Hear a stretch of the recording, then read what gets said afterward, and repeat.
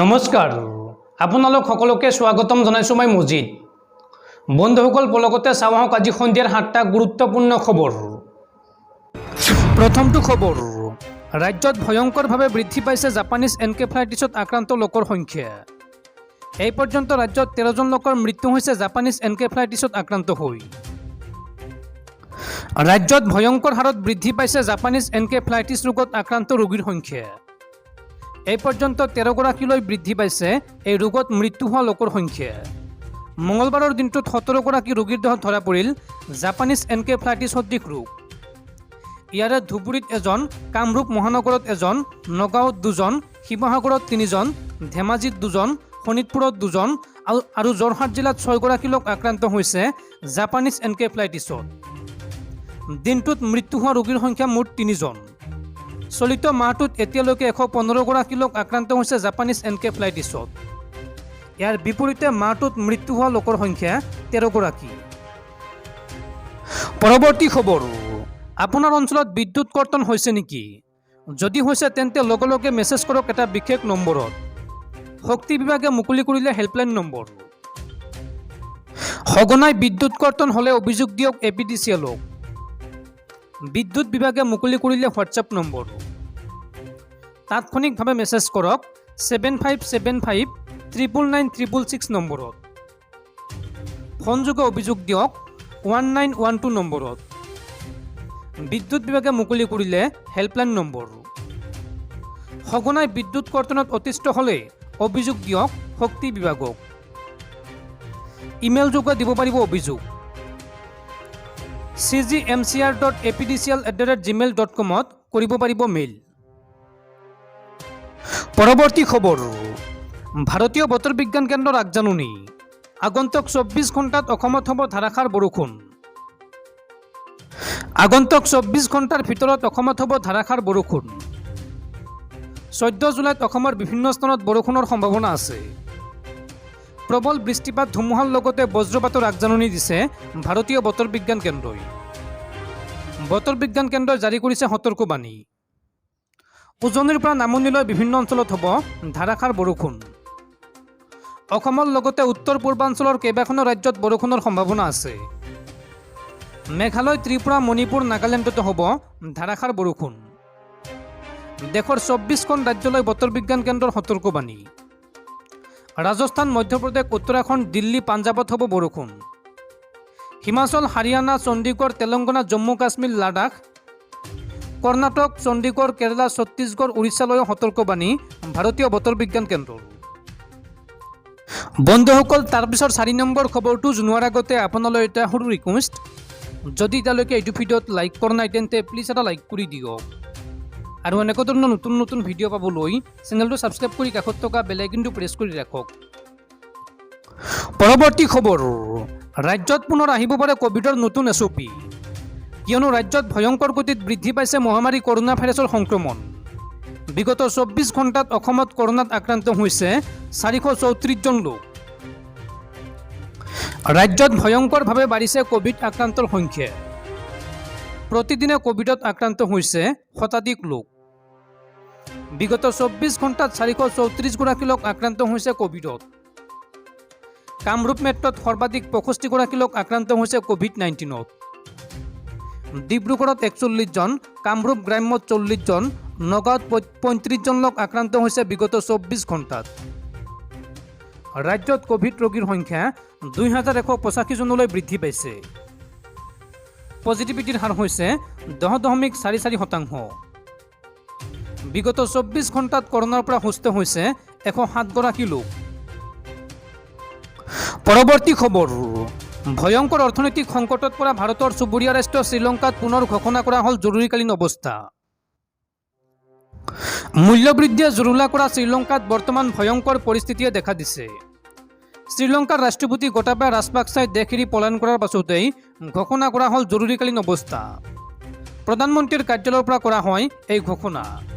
প্ৰধানমন্ত্ৰীৰ কাৰ্যালয়ৰ মুখপাত্ৰ দিনক কলম্বেকে কয় যে ৰাষ্ট্ৰপতি দেশ এৰি যোৱাৰ পাছতেই দেশৰ পৰিস্থিতিৰ ওপৰত লক্ষ্য ৰাখি জৰুৰীকালীন অৱস্থা ঘোষণা কৰা হৈছে। বৰ্তমান শ্ৰীলংকাত ৰাজনৈতিক আৰু অৰ্থনৈতিক সংকটে দেখা দিছে। হাজাৰ হাজাৰ প্ৰতিবাদকাৰীয়ে ৰাষ্ট্ৰপতি ভৱনত প্ৰৱেশ কৰি প্ৰতিবাদ সাব্যস্ত কৰিছে। বহুদিন ধৰি শ্ৰীলংকাত অৰাজকতাময় পৰিস্থিতি চলি আছে। পৰৱৰ্তী খবৰ, অসম চৰকাৰৰ গুৰুত্বপূৰ্ণ সিদ্ধান্ত। গুৱাহাটীৰ 8টা পথৰ নাম সলনি হ'ব। কালাপাহাৰৰ নতুন নাম হ'ব নীলাচল নগৰ। মুখ্যমন্ত্ৰী হিমন্ত বিশ্ব শৰ্মাৰ নিৰ্দেশৰ পাছতে তৎপৰ গুৱাহাটী পৌৰ নিগম। গুৱাহাটীৰ 8টা পথৰ নাম সলনি হ'ব। কালাপাহাৰৰ নতুন নাম হ'ব নীলাচল নগৰ। চাৰাপভটীৰৰ নাম হ'ব আৰ্যনগৰ। আন 6টা পথৰৰ নাম শীঘ্ৰে সলনি হ'ব।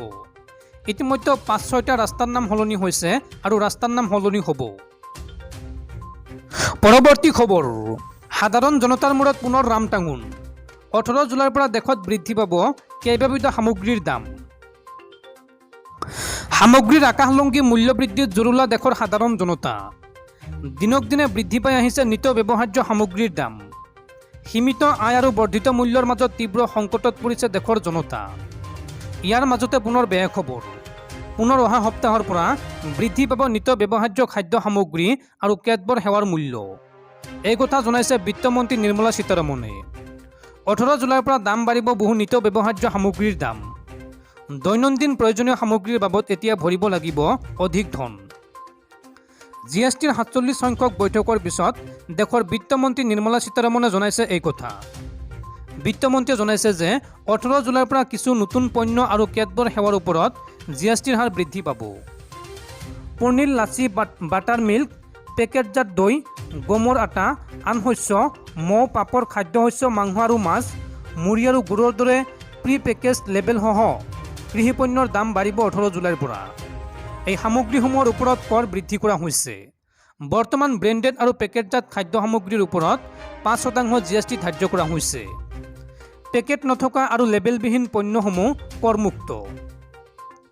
18 জুলাইৰ পৰা কি কি সামগ্ৰীৰ দাম বাঢ়িব চাওঁ আহক। টেট্ৰা পেক দৈ, লাচি আৰু বাটাৰ মিল্কৰ দাম বাঢ়িব, কাৰণ 18 জুলাইৰ পৰা ইয়াৰ ওপৰত 5% GST ধাৰ্য কৰা হ'ব, যিটো পূৰ্বে প্ৰযোজ্য হোৱা নাছিল। চেকবুক ইছ্যু কৰিবলৈ বেংকে পূৰ্বে যি সেৱা কৰ লৈছিল তাৰ ওপৰত এতিয়া 18% GST আৰোপ কৰা হ'ব। হাস্পাতালত 5,000 টকাৰ অধিক নন ICU মূল্যৰ ঘৰ ভাড়া কৰা হ'লে 5% GST ধাৰ্য কৰা হ'ব। প্ৰতিদিনে 1,000 টকাৰ কম ভাড়াৰ হোটেলৰ ৰুমত 12% GST ধাৰ্য কৰা হ'ব, যিটো ইয়াৰ পূৰ্বে নাছিল। LED লাইট, LED লেম্পত 18% GST ধাৰ্য কৰা হ'ব, যিটো পূৰ্বে প্ৰযোজ্য হোৱা নাছিল। ব্লেড, কাগজ কাটাৰ, পেন্সিল শ্বাৰ্পনাৰ, চামুচ, কাটা চামুচ, স্কিমাৰ্ছ আৰু কেক চাৰ্ভাৰৰ ওপৰত 12% GST আছিল আৰু এতিয়া বাঢ়িব 18%লৈ। পৰৱৰ্তী খবৰ, ৰাজ্যত ভয়ংকৰ গতিত বৃদ্ধি পাইছে জাপানীজ এনকেফেলাইটিছত আক্ৰান্ত ৰোগীৰ সংখ্যা, যাৰ পৰিপ্ৰেক্ষিতত ৰাজ্যবাসীক সতৰ্ক হ'বলৈ আহ্বান জনাইছে ৰাজ্যৰ স্বাস্থ্য বিভাগে। আৰু এই মুহূৰ্তত ৰাজ্যবাসীলৈ স্বাস্থ্য বিভাগে 8টাকৈ জৰুৰী নিৰ্দেশনা জাৰি কৰিছে। সতৰ্ক হওক ৰাজ্যবাসী। ৰাজ্যবাসীলৈ স্বাস্থ্য বিভাগৰ 8টা জৰুৰী নিৰ্দেশনা। জাপানীজ এনকেফেলাইটিছৰ বাবে নিৰ্দেশনা জাৰি কৰিলে ৰাজ্যৰ স্বাস্থ্য বিভাগে। সন্ধিয়া আৰু পুৱা পানী জমা হোৱা এলেকালৈ যোৱাটো পৰিহাৰ কৰক, এই আহ্বান জনাইছে ৰাজ্যৰ স্বাস্থ্য বিভাগে। পাতল ৰঙী দীঘল হাতৰ কাপোৰ, পেণ্ট পৰিধান কৰক। নিয়মিতভাৱে খোৱাৰ সময়ত আঁঠুৱা ব্যৱহাৰ কৰক। মহ প্ৰতিৰোধী কীটনাশক বা ধূপ ব্যৱহাৰ কৰক। ঘৰৰ চৌপাশৰ নলা নৰ্দমা পৰিষ্কাৰ কৰি ৰাখক। জনবসতিৰ পৰা কমেও 100 মিটাৰ দূৰত্বতহে গাহৰি পালন কৰক। গাহৰিক সাধাৰণ ৰোগৰ বিৰুদ্ধে টীকাকৰণ কৰক। গাহৰিৰ গঁৰাল জাল বা আঁঠুৱাৰে ঢাকি ৰাখক। মহৰ কামোৰৰ পৰা নিজকে সুৰক্ষিত কৰি ৰাখিবলৈ আহ্বান জনাইছে ৰাজ্যৰ স্বাস্থ্য বিভাগে। জুলাই আৰু আগষ্ট মাহত জাপানীজ এনকেফেলাইটিছৰ সংক্ৰমণ বৃদ্ধি হয়, এই কথা জনাইছে ৰাজ্যৰ স্বাস্থ্য বিভাগে। পৰৱৰ্তী খবৰ, পুনৰ ভয়ংকৰ গতিত বৃদ্ধি পাইছে মহামাৰী কৰোনা ভাইৰাছৰ সংক্ৰমণ, যাৰ পৰিপ্ৰেক্ষিতত উত্তৰ পূৰ্বাঞ্চলৰ এইখন ৰাজ্যত পুনৰ সকলো শিক্ষানুষ্ঠান বন্ধ ঘোষণা কৰা হৈছে। দেশত পুনৰ ভয়াৱহভাৱে বৃদ্ধি পাইছে কোভিডৰ সংক্ৰমণ। অসমৰ লগতে উত্তৰ পূবৰ ৰাজ্যসমূহতো প্ৰতিদিনে ভয়াৱহভাৱে বৃদ্ধি পাইছে কোভিডৰ সংক্ৰমণ। মণিপুৰতো উদ্বেগজনকভাৱে বৃদ্ধি পাইছে কোভিড সংক্ৰমণৰ সংখ্যা, যাৰ পৰিপ্ৰেক্ষিতত মণিপুৰ চৰকাৰে গ্ৰহণ কৰিছে এক গুৰুত্বপূৰ্ণ সিদ্ধান্ত। কোভিড আক্ৰান্তৰ সংখ্যা বৃদ্ধি পোৱাৰ বাবে ৰাজ্যখনত সকলো চৰকাৰী বেচৰকাৰী শিক্ষানুষ্ঠানসমূহ বন্ধৰ নিৰ্দেশনা প্ৰদান কৰা হৈছে। ৰাজ্যখনত চলিত মাহৰ 24 তাৰিখলৈকে বন্ধ থাকিব সকলো শিক্ষানুষ্ঠান। উল্লেখযোগ্য যে ৰাজ্যখনৰ শিক্ষানুষ্ঠানসমূহ গ্ৰীষ্ম বন্ধৰ সময়ত জুলাইৰ 16 তাৰিখে পুনৰ খোলাৰ কথা আছিল যদিও কৰোনাৰ বাবে এতিয়া এই বন্ধৰ দিন বৃদ্ধি পাব। মণিপুৰৰ মুখ্যমন্ত্ৰীয়ে বুধবাৰে পুৱা এই জাননী জাৰি কৰিছে।